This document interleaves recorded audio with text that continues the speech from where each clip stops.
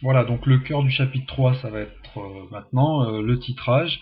Donc notion qui a déjà été vue en première, mais là on va préciser certaines méthodes qui reposent soit sur des mesures de pH, on en a parlé en début d'année, soit des méthodes de mesure conductimétrique, on vient également de le voir. On va voir comment ça peut être mis à profit pour faire un titrage. Alors quand même un bref rappel sur ce qui a été vu en première.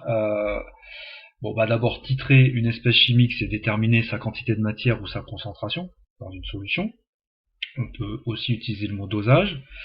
Euh, le vocabulaire associé au titrage, donc l'espèce titrée, c'est l'espèce qui est inconnue en termes de concentration ou de quantité, c'est elle qu'on cherche à déterminer.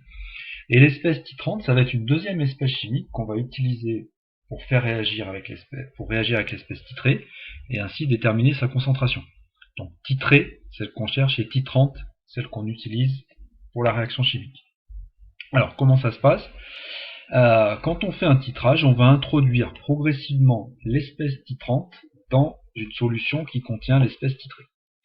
Il va y avoir des modifications, et ce sont au cours de cette réaction chimique qui va se passer entre le réactif titré et titrant que l'on va pouvoir exploiter afin de trouver la concentration de la solution titrée. Donc cette introduction progressive, elle se fait avec une burette graduée, on va voir ça juste après sur un schéma. Et le moment important à ne pas rater dans un titrage, c'est l'équivalence. L'équivalence du titrage, c'est le moment où on va changer de réactif limitant. Puisque l'introduction de la solution titrante est progressive, au départ, quand on commence le titrage, la solution titrante correspond au réactif limitant, parce qu'on n'en a pas mis beaucoup. Alors que l'espèce titrée est, elle, au contraire, en excès. Mais au fur et à mesure qu'on rajoute de l'espèce titrante, il y a un moment donné où on va basculer au niveau du réactif limitant. Le réactif limitant, ça va devenir le réactif titré. Ce changement-là, donc on va voir qu'il s'accompagne de changements dans la solution. Ça peut être un changement de couleur, ça peut être un changement brutal de pH, ça peut être un changement de progression de conductivité. Donc c'est l'équivalence, et c'est à partir du repérage de cette équivalence qu'on va pouvoir faire l'exploitation qui mène jusqu'à la concentration de l'espèce titrée. Autre manière de dire les choses, quand on change de réactif limitant, c'est qu'on vient d'introduire les réactifs dans des proportions stoichiométriques. C'est-à-dire qu'il faut intervenir les coefficients stoichiométriques de la réaction qui a lieu entre l'espèce titrée et l'espèce titrante. Donc on verra ça dans les exemples. Pour que ça marche un titrage, il faut utiliser une réaction qui est rapide, pour que l'introduction progressive ne soit pas ralentie par la réaction qui serait trop longue. Total, alors pour l'instant total, on ne sait pas trop ce que ça veut dire, on le précisera un petit peu plus tard dans l'année, et unique. Il faut que l'espèce titrante que l'on introduit dans la solution ne réagisse qu'avec la solution titrée, et pas avec d'autres espèces qui sont potentiellement dans la solution. Voilà, dans un aspect pratique, donc la burette graduée dont je parlais tout à l'heure, c'est ce matériel-là, donc il va contenir la solution titrante. On va mettre en dessous un bécher qui contient lui la solution titrée, et là, on va procéder à l'introduction progressive du réactif titrant dans la solution de réactif titré. Si on fait un suivi pH métrique, donc c'est l'objet de cette première vidéo, on rajoute un pH mètre avec son électrode, l'électrode qui trempe en permanence, et grâce à laquelle on peut suivre l'évolution du pH au cours du titrage.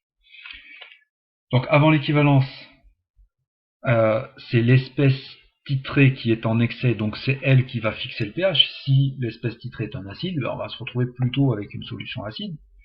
Après l'équivalence, par contre, vu que l'espèce titrée sera devenue l'espèce limitante, c'est l'espèce titrante qui sera en excès, et c'est elle qui va fixer le pH. Si c'est une base, à ce moment-là, on va voir le pH devenir basique. Donc c'est pour ça, évidemment, qu'il y a une évolution de pH. C'est l'exemple que j'ai choisi pour vous montrer le type de courbe que l'on peut obtenir. Donc l'évolution du pH au cours d'un titrage. Ici on remarque qu'on a titré une espèce qui était acide, puisque au départ, quand on a versé un faible volume d'espèce titrante, le mélange était plutôt acide, donc ça veut dire que l'espèce titrée était acide, et puis ensuite on se retrouve avec un pH qui devient basique, ça veut dire que là il y a eu un changement de réactif limitant, et que l'espèce titrante est devenue l'espèce en excès, elle était basique, et donc le pH est devenu basique. Si on avait procédé à l'inverse, c'est-à-dire un titrage d'une espèce basique par une espèce titrée, on aurait eu le même type de courbe, mais dans l'autre sens. Donc on aurait eu d'abord un pH basique, puis il serait devenu acide. Dans tous les cas, on va observer, c'est ça qui est important, un saut de pH. Le saut de pH, c'est lui qui montre l'équivalence. Alors dans un cas aussi idéal que celui que j'ai choisi en exemple, le saut de pH, on voit bien qu'il se produit pour le volume de 10 ml, c'est-à-dire quand on aura introduit 10 ml de réactif titrant, mais il se peut que le changement de pH soit un peu moins brutal que ça et que la courbe soit légèrement inclinée. Dans ce cas-là, pour repérer précisément le moment du titrage, il va falloir utiliser des méthodes de détermination. Soit la méthode des tangentes, qui est une méthode graphique qu'on va voir là juste après, soit une méthode mathématique qui est la méthode de la dérivée, mais qui nécessite un outil capable de faire des calculs mathématiques. Alors, pour la méthode graphique, la méthode des tangentes, on commence par tracer une droite tangente à la courbe sur un des deux arrondis, celui avant l'équivalence ou celui après l'équivalence, peu importe. Deuxième étape, on trace ensuite une deuxième tangente sur le deuxième arrondi, parallèle à la première. Donc ces deux droites sont parallèles, elles sont toutes les deux tangentes à la courbe, une en haut, une en bas. Troisième étape, on va tracer une perpendiculaire à ces deux droites qui sont parallèles, donc c'est une perpendiculaire qui est perpendiculaire aux deux droites. Voilà. Ensuite, on va chercher le milieu du segment qu'on aura défini par l'intersection des deux parallèles et de la perpendiculaire. Donc ce milieu-là, je l'ai appelé I. Et ensuite, on va tracer une troisième parallèle aux deux autres qui passe par I. La méthode est terminée parce que l'intersection de cette dernière parallèle avec la courbe, c'est ça l'équivalence. Donc on peut, à partir de ce point E, donc qui marque l'équivalence, déterminer le volume équivalent, c'est-à-dire le volume de réactif titrant qu'il a fallu introduire pour arriver à l'équivalence. Et on peut aussi noter le pH équivalent. Alors en terminale, le pH équivalent, on l'exploite peu, mais il a quand même une signification. En tout cas, on peut le trouver. Deuxième méthode, donc la méthode de la dérivée, qui nécessite d'avoir un outil mathématique capable de faire une dérivée. Donc, on reconnaît toujours la courbe d'évolution du pH avec le saut de pH. Et en dessous, en rouge, grâce à une méthode numérique, la courbe de la dérivée a été tracée.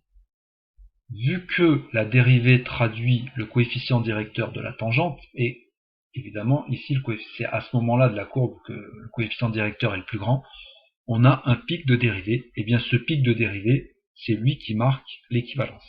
Donc soit la méthode des tangentes, soit la méthode de l'extrémum de la courbe de dérivée. Dans les deux cas, on peut trouver, c'est ça qui nous intéresse, un volume équivalent, qui dans cet exemple est donc de 20 ml. Indépendamment donc des courbes de pH, plutôt en rapport avec les courbes de pH, si on fait plein de fois le même titrage, et qu'on ne veut pas à chaque fois retracer la courbe, puisque la courbe va toujours être la même, la seule chose qui peut changer, c'est à quel moment est-ce qu'on a le volume équivalent. Si la solution est moins concentrée, on l'aura plus tôt, si elle est plus concentrée, on l'aura plus tardivement, mais le saut de pH sera toujours le même. Donc si on connaît bien la courbe de pH, on peut alors remplacer la méthode de suivi de pH par l'utilisation d'un indicateur coloré. Encore faut-il que l'indicateur coloré change de couleur au bon moment.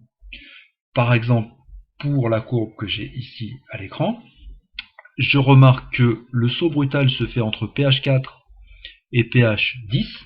Il faudra donc que le changement de couleur s'opère entre 4 et 10.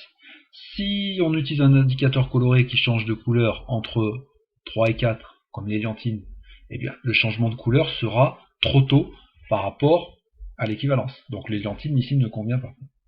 Si au contraire le changement de couleur se fait vers le pH 10, ce qui est le cas de la phénophtaline, ça ne convient pas non plus. Donc il faut choisir un indicateur coloré dont la zone de virage, c'est-à-dire son changement de couleur, correspond au saut de pH. Donc ici, c'est le bleu de bromothymol qui pourrait être utilisé pour ce type de pH. Quand on a procédé au titrage et qu'on a repéré le volume équivalent qu'on a obtenu donc, par une méthode ou une autre que je viens de décrire, on applique ensuite la définition de l'équivalence. Donc c'est le moment où on a opéré le changement de réactif limitant, c'est aussi le moment où les réactifs ont été introduits dans les proportions stoichiométriques, et les proportions stoichiométriques dans une équation de type petit a grand A plus petit b grand B donne petit c grand C, etc., où les lettres minuscules désignent les coefficients stoichiométriques et les lettres majuscules les espèces chimiques, eh bien on peut écrire ce genre d'égalité qui traduit la stoichiométrie. Ca fois Va, c'est la quantité de matière de l'espèce A, l'espèce titrée par exemple, divisé par son coefficient stoichiométrique dans l'équation, est égal à CbVb, c'est-à-dire la quantité de matière de réactif titrant introduite à l'équivalence sur son coefficient stoichiométrique. Formule essentielle pour les titrages, hein. Chaque fois qu'on fait un titrage, au bout du processus du titrage, on utilise ce type de formule, donc à bien connaître et à savoir utiliser. Voilà pour cette vidéo, et on va voir juste la suivante où on va reprendre la même méthode mais avec un suivi conductimétrique cette fois-ci au lieu de pH métrique.